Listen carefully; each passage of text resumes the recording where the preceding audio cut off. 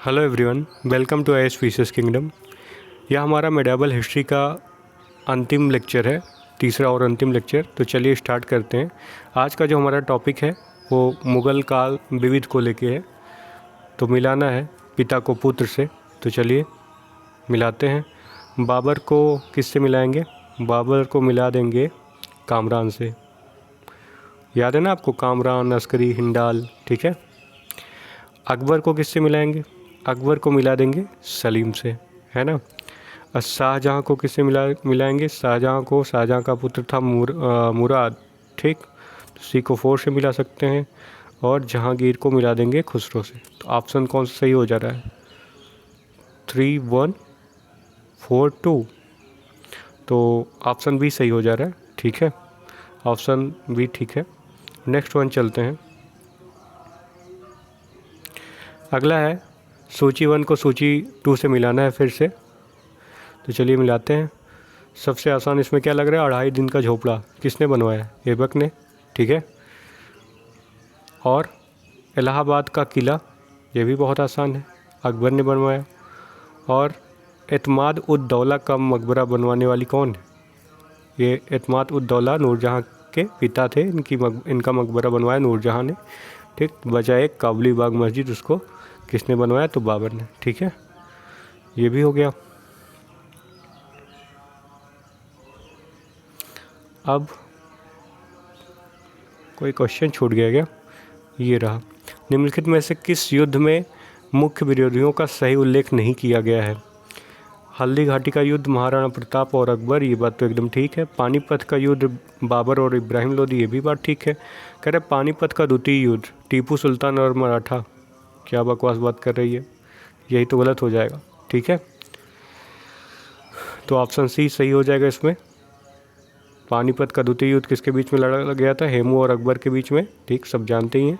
Next one, निम्नलिखित में से किस बंदरगाह को मुग़ल काल के दौरान बाबुल मक्का यानी कि मक्का का द्वार कहा जाता था? तो ये बहुत ही अच्छा क्वेश्चन है। ये सूरत को कहा जाता था, क्योंकि जो मक्का की यात्रा होती थी ना, वो सूरत से ही शुरू हुआ करती थी, ठीक है। मुग़ल काल के दौरान सूरत को बाबुल मक्का कहा जाता था।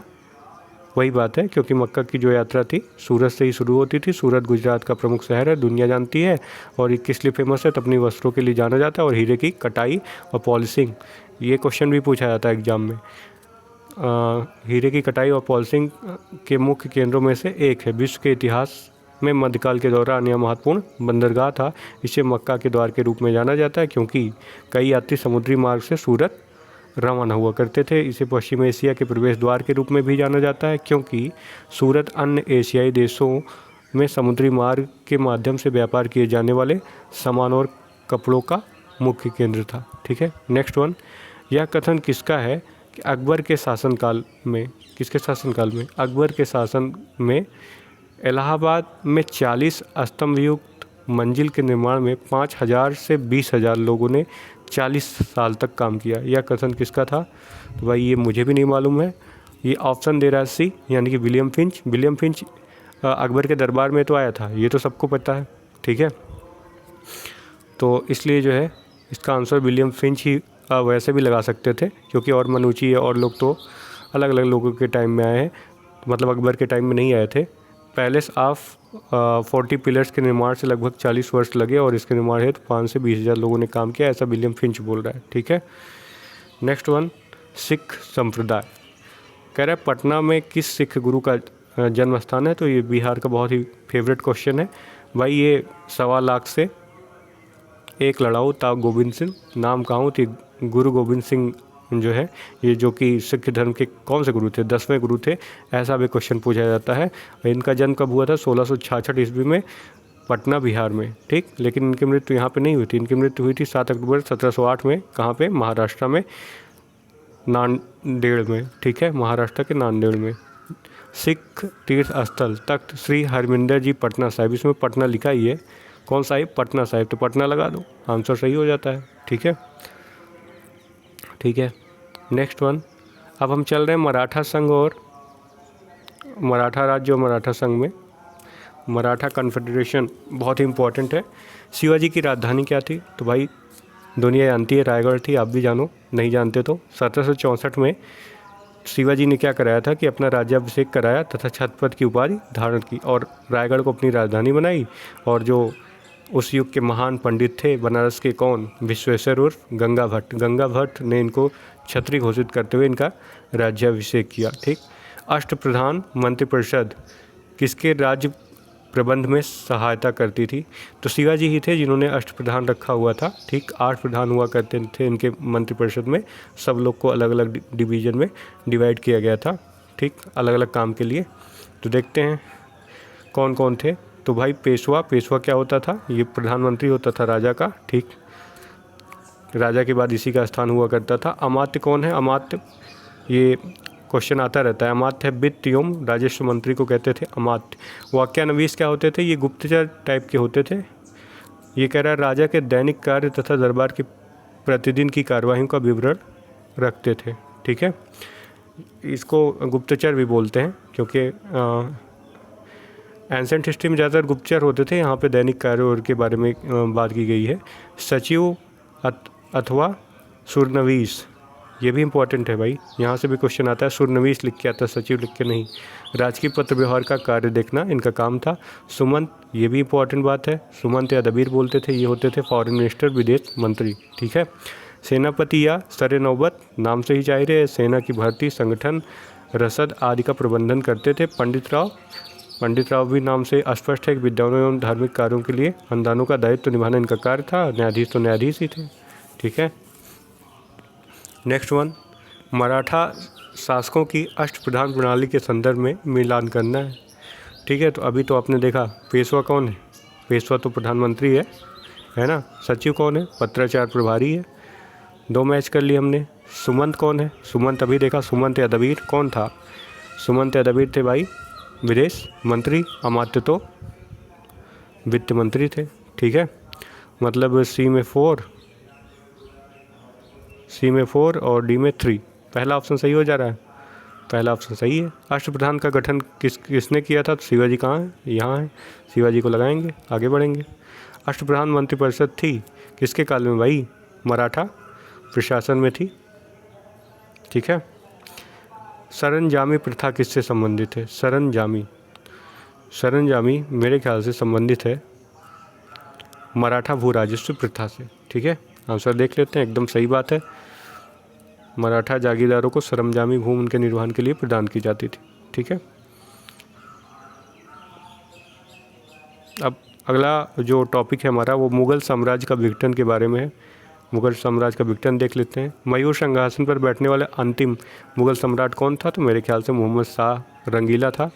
ठीक। इसी के टाइम में नादिर शाह का अटैक हुआ था और वो तख्ते ताऊस ओस लेके फरार हो गया था। ठीक। देख लेते हैं क्या है एक्सप्लेनेशन। शाहजहाँ द्वारा बनवाए गए मयूर सिंहासन। हाँ, ये भी पूछता है एग्जाम में, सबको पता ही होगा ये कि मयूर सिंहासन जो है शाहजहाँ ने बनवाया था। ठीक। इस पर बैठने वाला अंतिम मुग़ल शासक कौन था? तो मोहम्मद शाह रंगीला था, क्योंकि उसके शासनकाल में नादिर शाह ने 1739 में भारत पर आक्रमण कर दिया और करनाल युद्ध में मुग़ल सेना को पराजित कर दिया। नादिर शाह अपने साथ 60 लाख रुपए, कई हज़ार अरसबियाँ, 1 करोड़ रुपए की सोने की वस्तुएं, ठीक है, और 50 करोड़ के जवाहरात, कोहिनूर हीरा भी यही लेके गया था। तख्ते ताऊस यानी कि मयूर सिंहासन भी ले गया था। ठीक है। निम्नलिखित में से किस मुग़ल बादशाह को वजीर गाजीउद्दीन ने दिल्ली में दाखिल नहीं होने दिया? ये कौन था भाई? ये शाह आलम द्वितीय था। ठीक है। शाह आलम द्वितीय था। ठीक है। देखते हैं इसका एक्सप्लेनेशन, देखते हैं इसका वास्तविक नाम क्या था भाई शाह आलम द्वितीय का? अली गौहर। ऐसा भी क्वेश्चन बार बार एग्जाम में पूछा जाता है। अली गौहर के नाम से ही कई बार क्वेश्चन आ जाते हैं। शाह आलम द्वितीय को बोला जाता है। 1759 से 1806 ईस्वी तक था ये। इसके जो पिता थे आलमगीर द्वितीय, इनकी मृत्यु के बाद वो बिहार में था। ठीक। बाकी तो उसे बिहार में ही उसे मुग़ल बादशाह घोषित कर दिया गया था, किंतु जो मुग़ल दरबार में गुटबाजी के चलते उसे जो है दिल्ली से बाहर ही रहना पड़ा। ठीक है। और दिल्ली का सिंहासन 1760 ईस्वी से 1771 तक खाली रहा। 1772 में मराठों की हेल्प से वह दिल्ली पहुंच सका और शाह आलम द्वितीय के समय में ही दिल्ली पर अंग्रेज़ों ने अधिकार कर लिया था। कब? 1803 में। ठीक। ऐसा भी क्वेश्चन एक बार यूपी पीसीएस में देखने को मिला। ठीक। कि कब जो है अंग्रेज़ों ने दिल्ली पे अधिकार कर लिया, तो 1803 में। ठीक। ऐसा ऑप्शन आया था। UPPCS ROARO में मेरे ख्याल से, ठीक। नेक्स्ट वन, मुग़ल बादशाह बहादुर शाह जफ़र के बारे में कहा जाता था कि उसके साम्राज्य की सीमा थी, कहाँ थी भाई? चांदनी चौक से पालम तक। मेरे ख्याल से ऑप्शन ये सही होना चाहिए, ठीक है, क्योंकि इसके समय में जो मतलब इसके साम्राज्य की जो सीमा थी बहुत ही ज़्यादा लिमिटेड हो चुकी थी, लगभग ख़त्म था। तो ऐसा बोला जाता था कि चांदनी चौक से पालम तक जो है इनकी राज्य की सीमा। एक बार देख भी लेते हैं। ये तो जो है निरस्त कर दिया BPSC ने। देखते हैं इसमें क्या बोलता है। बहादुर शाह जफ़र के बारे में नहीं बल्कि मुग़ल शासक शाह आलम द्वितीय। अच्छा, इसके बारे में फ़ारसी भाषा में एक कहावत प्रसिद्ध थी कि सल्तनत शाह आलम आज दिल्ली तपालम, ठीक है। सल्तनत शाह आलम मतलब शाह आलम का सल्तनत जो है वो दिल्ली टू पालम है, दिल्ली से लेके पालम है। अर्थात यह कथन किसके बारे में था? शाह आलम द्वितीय के बारे में, ठीक है। तभी मैं भी थोड़ा सा कंफ्यूज था, लेकिन ऑप्शन ऐसा सेट था तो मुझे लगा कि यही होगा। तो हमारा ख़त्म हो जाता है मेडिएवल हिस्ट्री। आगे हम करने वाले हैं आधुनिक भारत का इतिहास, और वो अगले लेक्चर में करेंगे, ठीक है। तब तक के लिए धन्यवाद।